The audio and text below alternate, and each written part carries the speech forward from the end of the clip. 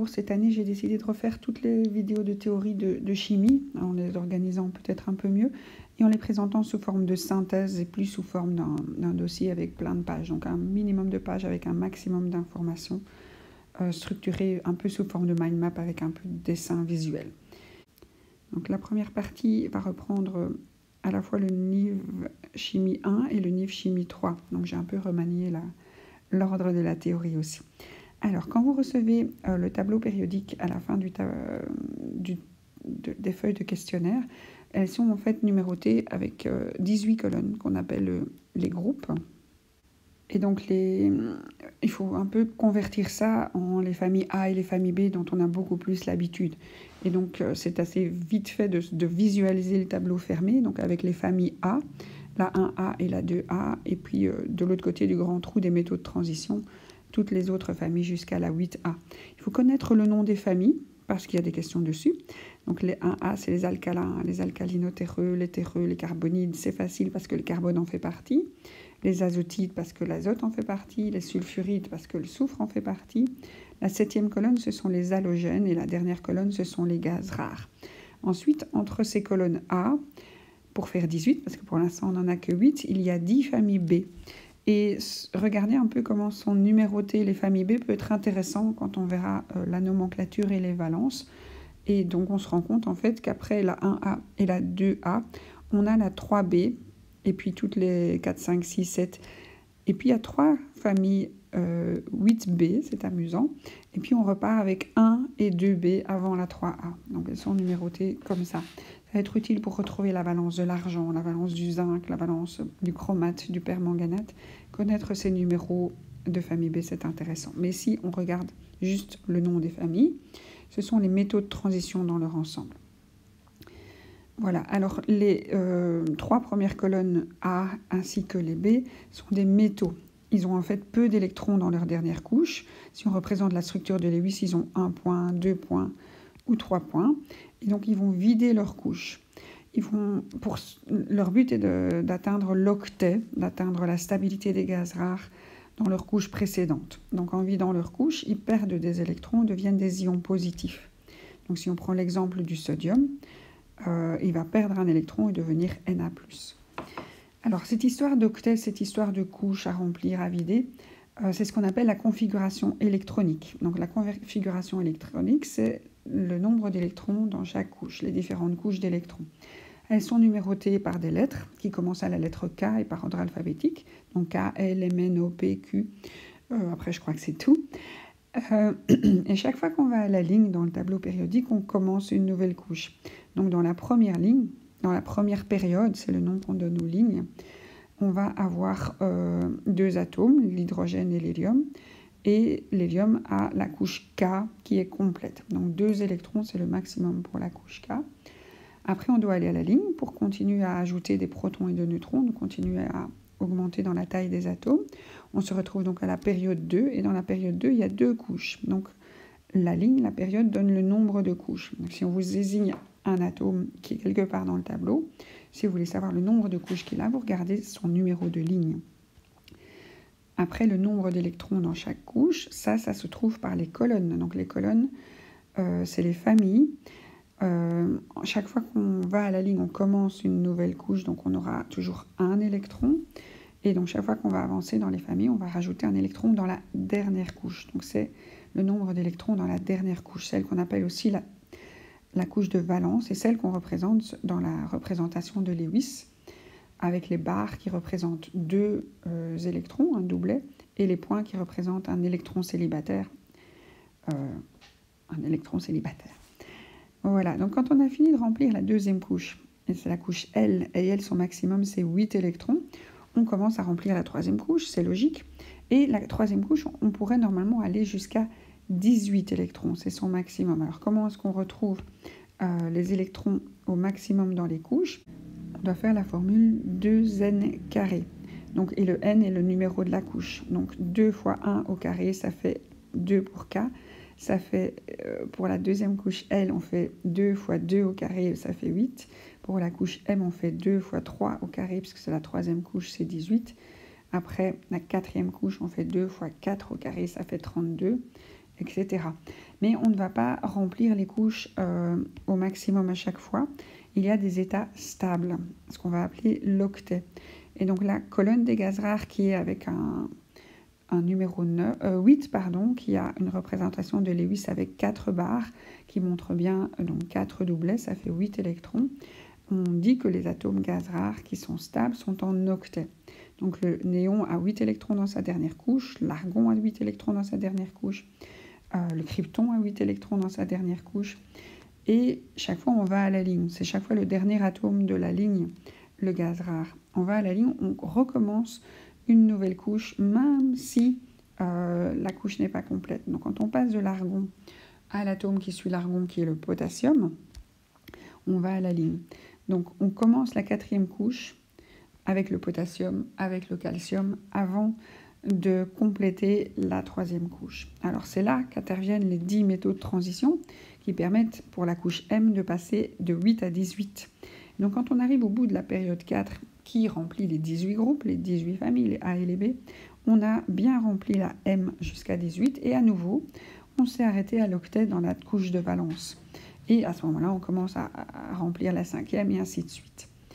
Alors 18 est aussi un état stable parce qu'on va, par exemple pour la couche N qui pourrait aller jusqu'à 32, on va aussi s'arrêter à 18 avant de recommencer la couche suivante. Et pour aller de 18 à 32, il faut en fait utiliser le bas du tableau. Donc tout ce qui est les numéros 58 à 71, les lanthanides et les actinides permettent de compléter la couche N, etc. Mais on ne va peut-être pas aller jusque-là dans les questions de l'examen d'entrée. Et donc, être en octet, être un gaz rare, c'est quelque chose de stable. Et les métaux veulent ressembler à ces gaz rares en vidant leur couche précédente. Non, ils vident leur dernière couche pour faire apparaître leur couche précédente qui est en octet. Et les non-métaux, par contre, eux, ils vont remplir leur couche jusqu'à l'octet. Donc les non-métaux, ils ont déjà 4 électrons, ou 5 électrons, ou 6 électrons, ou 7 électrons. Et donc, ils ont, moi j'appelle ça des trous dans leur couverture. Les points, les électrons célibataires, sont un nombre de trous et des électrons donc ils ont besoin pour arriver à l'octet. Et donc, s'ils ajoutent des électrons, ils vont devenir des ions négatifs. Donc, si on reprend les exemples du sodium de la première colonne, avec donc un électron dans sa dernière couche, il va vider cette couche, il va retirer un électron, devenir un Na+, et dans ce cas-là, il n'aura plus que les couches K2 et L8, il aura la configuration électronique du néon. Et le néon, il est stable. Je n'ai pas dit que Na+ était du néon, il a la configuration électronique, donc l'extérieur d'un néon, mais son noyau reste un noyau de sodium, donc avec un Z de 11 protons, il n'est pas devenu du néon qui a un Z de 10. Donc c'est bien Na+, c'est pas néon, mais il a l'extérieur en octet qui est stable. Le soufre, par contre, donc, qui est dans la colonne 6, lui, il a 2 trous dans sa couverture, il a besoin de 2 électrons, donc il a 6 électrons dans sa dernière couche. Quand il gagne 2 électrons, il se retrouve avec une couche complète, les 4 tout autour, et ses 2 charges négatives, et sa couche M qui est arrivée à 8, et lui ressemble au gaz rare de la case suivante. Donc c'est un peu un jeu de loi, ou comment on appelle ça, une marelle, où le paradis, c'est la colonne des gaz rares, et on avance et on recule. Le but du jeu étant d'arriver le plus facilement à cette dernière colonne du tableau périodique. Voilà, et ça a pour conséquence, ou je ne sais pas si c'est la cause, que les atomes ont certaines tendances à attirer des électrons ou pas. On va appeler ça l'électronégativité. Donc dans le tableau habituel, c'est un chiffre qui est indiqué dans les cases, mais il n'est pas indiqué dans le tableau qui vous est fourni. Donc il faut avoir une idée de sa valeur, enfin en tout cas de ses valeurs relatives les unes par rapport aux autres. Alors les électronégativités, elles sont croissantes quand on va du bas à gauche vers le haut à droite. Donc ça, c'est une flèche d'électronégativité croissante. Le maximum d'électronégativité, c'est le fluor. Il y a une électronégativité de 4. Et c'est un non-métal. Et comme tous les non-métaux, il veut des électrons, donc il aura une forte tendance à attirer les électrons. Le plus petit, c'est le francium, tout en bas à gauche. Donc l'électronégativité est de 0,7. Et parce qu'en fait, les métaux, ils donnent leurs électrons. Ils n'ont absolument pas trop envie d'attirer des électrons. Et donc, ils ont une petite électronégativité. Alors, ce qu'il faut retenir aussi, c'est pas encore tombé comme question, mais ça pourrait arriver, c'est que les gaz rares n'ont pas d'électronégativité. On ne peut même pas dire que l'électronégativité d'un gaz rare, c'est 0. Ils n'ont pas de valeur. Ils ne font pas de liaison, ils sont stables. Ils ne sont pas intéressés par des électrons en dehors. Alors récemment, dans les questionnaires de 2021, ils ont aussi parlé des rayons atomiques. C'est la première fois que ça tombait. Et donc les rayons atomiques, c'est la dimension du nuage électronique. Donc quelque part, c'est un peu le nombre de couches. Donc chaque fois que vous allez à la ligne dans le tableau, que vous ajoutez une ligne, une couche, vous avez un atome plus grand. Et donc la taille des atomes vont agrandir selon qu'on descend dans les couches, dans les périodes, dans le tableau. Par contre, ce qui est étonnant, c'est quand on avance dans une période, quand on avance au fur et à mesure des familles, le rayon atomique se resserre. Et donc, quand on regarde des graphiques de rayons atomiques au cours du Z, donc si on met le Z et le rayon, on va avoir de grandes discontinuités. Et donc, on va partir avec un rayon normal et on a de l'hydrogène à l'hélium, ça va descendre. Puis, ça va monter jusqu'au lithium et puis ils vont tous descendre comme ça. Et puis, ça remonte d'un coup quand on refait le sodium. Donc, on va avoir des discontinuités. Le rayon atomique augmente chaque fois qu'on rajoute une couche, mais quand on avance dans une période, on resserre la couche. Alors pourquoi ? Il faut se dire que chaque fois qu'on passe de case en case, on ajoute un électron, ok, mais on ajoute aussi un proton dans le noyau. Et ce qui attire les électrons, ce qui donne envie aux électrons de se resserrer autour du noyau, c'est le nombre de protons qu'il y a dedans. Et donc vous avez des électrons qui sont dans une même couche, dans un même niveau électronique, dans une même énergie, et il y a un proton qui les attire en plus. En fait, la couche se resserre, deviennent plus attractifs. Bon, c'est un peu simplifié, mais c'est l'idée qu'on peut se faire pour retenir l'histoire. Donc le rayon atomique augmente s'il y a plus de couches et diminue au cours d'une période, dans la ligne même. Alors, ce qu'on peut encore se poser comme question sur les atomes, les ions, les isotopes, c'est leur contenu en protons, en neutrons, en électrons. Donc quand vous avez la case du tableau qui vous est fournie, vous avez le symbole, et au sommet, vous avez le nombre atomique, qui commence à 1 avec l'hydrogène, qui va jusqu'à 92 avec l'uranium, qui est le dernier atome naturel. Et en dessous, vous avez la masse atomique relative. Alors dans le tableau qu'on vous fournit, il a l'air arrondi un peu partout. Il y a seulement certains chiffres qui ont des virgules. Le bore est à 10,8 et le lithium et le beryllium sont avec des virgules 0. Voilà. Mais donc la masse atomique relative, c'est un chiffre qui peut être avec des virgules. Pourquoi ? Parce que c'est une moyenne des nombres de masse des différents isotopes. Donc quand on fait une moyenne, on arrive avec des virgules. Le Z, lui, c'est un nombre, donc un nombre entier. Et donc le Z va vous donner le nombre de protons. Donc chaque fois que vous avancez d'une case, numéro 1, numéro 2, numéro 3, vous ajoutez un proton. Si vous avez la case 16, vous avez 16 protons. C'est le nombre de charges positives. Si vous avez un atome neutre, le nombre de charges positives est égal au nombre de charges négatives. Donc vous avez à la fois le nombre de protons et d'électrons. Attention que si on ne vous parle pas de l'atome, mais de l'ion, vous devez tenir compte du fait que les ions positifs perdent des électrons et que les ions négatifs ont gagné des électrons. Donc si vous avez des charges négatives, vous devez ajouter le nombre de charges, qui sont chaque fois un électron, au Z pour avoir le nombre d'électrons.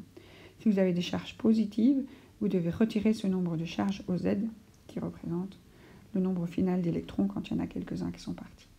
Donc les protons, les électrons, on regarde le Z. Pour trouver le nombre de neutrons, on a regardé la masse de l'atome. Alors la masse est donnée par la masse atomique relative. Si on ne vous parle pas d'un isotope particulier, on va arrondir cette masse atomique relative pour avoir ce qu'on appelle le nombre de masse. Ça va concerner l'isotope le plus abondant. Donc c'est quoi le nombre de masse ? C'est un chiffre qu'on peut vous donner sur le symbole, en haut à gauche du symbole de l'atome, de l'isotope particulier. En bas à gauche du symbole on indique le Z. Mais ce n'est pas indispensable du tout d'écrire un Z, puisque quand vous avez le symbole, par exemple, du carbone, vous savez qu'il y a 6 protons, sinon ce n'est pas du carbone. Donc ce Z en bas à gauche, il n'est pas tout le temps écrit. Le nombre de masse, on l'indique quand on veut parler d'un isotope particulier. Donc par exemple, pour le carbone, le plus abondant est le carbone 12, puisque la masse du carbone, c'est 12,01. Mais il existe aussi du carbone 14. Et donc, qu'est-ce qu'il y a de différent entre le carbone 12 et le carbone 14 ? Ils ont une masse différente. Donc, les isotopes, ils ont une masse différente. Ils ont un nombre de neutrons différents. Mais par contre, ce sont les mêmes éléments. même Z, même proton. Ils sont dans la même case, c'est l'étymologie du mot isotopos, même lieu, ils sont dans la même case du tableau. Donc c'est les mêmes protons, les mêmes électrons, si on considère l'atome neutre des différents isotopes. Voilà, donc leur masse et leurs neutrons vont changer. Et donc comment est-ce qu'on va retrouver le calcul d'un neutron? Mais on va prendre ce fameux A, ce nombre de masse, la masse atomique relative arrondie si on veut, qui est donc la somme de tout ce qui pèse dans un noyau. La masse, c'est les protons et le neutron, qui ont chacun une masse de 1. Donc on prend le total des neutrons et des protons et on retire le nombre de protons qui est le Z. Donc le nombre de neutrons, on le trouve en faisant A moins Z. Donc pour le carbone 14, on va faire 14 moins 6. Le carbone 14 a 8 neutrons, alors que le carbone 12 en a 6 neutrons, comme 6 protons aussi. Voilà, alors quand on sait que la masse atomique relative est une moyenne, on peut se dire que le chiffre arrondi, c'est le nombre de masses de l'isotope le plus abondant, parce qu'en fait, la masse atomique relative est une moyenne qui est pondérée selon l'abondance des isotopes dans la nature. Donc par exemple, pour le chlore, c'est un atome particulier. Si on prend 100% de chlore dans la nature, eh ben, 25% seront du chlore 37 et 75% seront du chlore 35. Donc quand vous avez du chlore dans la piscine, des choses comme ça, c'est vraiment l'élément naturel chlore comme on le retrouve dans la nature. Et donc le chiffre qu'on a indiqué dans la case de l'élément chlore va tenir compte des deux masses possibles, mais des deux masses possibles avec leur abondance. Donc pour calculer la masse atomique relative du chlore, on prend la masse, on prend le nombre de masses de chaque isotope et on multiplie par son abondance, par son pourcentage dans la nature. Et puis s'il y en a un deuxième, on va prendre le deuxième et on va multiplier par son abondance. L'abondance au total, ça doit toujours faire 100%. Certains atomes ont 2 ou 3 ou 4 isotopes différents et au total, les abondances font 100%. Et donc le calcul, c'est le nombre de masses fois le pourcentage. Donc 35 fois 75% plus 37 fois 25%, ça vous fait une moyenne de 35,5. Et dans le tableau, il est écrit 35,45, parce que ce n'est pas exactement 75 et 25%. Voilà, donc avec tout ça, vous savez répondre à pas mal de questions de tous les examens d'entrée. Donc dans ma Dropbox, j'ai les questions classées par thème. Ça fait 33 pages pour la chimie. Pour avoir accès à la Dropbox, je vous demande de faire partie des VIP. Donc dans la description de la chaîne, on vous explique que je demande une petite contribution financière selon vos moyens. Il y en a qui me donnent qu'un seul euro, il y en a qui sont beaucoup plus généreux. Donc merci d'avance et voilà, j'espère vous retrouver parmi les VIP. Donc les VIP ont accès à la Dropbox et ils ont aussi accès au groupe privé sur Facebook où je poste les questions qu'on m'envoie. Donc ils peuvent venir de prépa, qui peuvent venir de TOS ou des choses comme ça, des questions qui posent problème. Et je donne toujours la réponse manuscrite et donc ça permet de s'entraîner les uns les autres. Donc certains envoient beaucoup de questions et les autres font les questions envoyées. Et donc ça fait un petit groupe qui s'encourage à travailler un peu toutes les matières en permanence. Bonne journée à chacun, bonne préparation et bonne chance.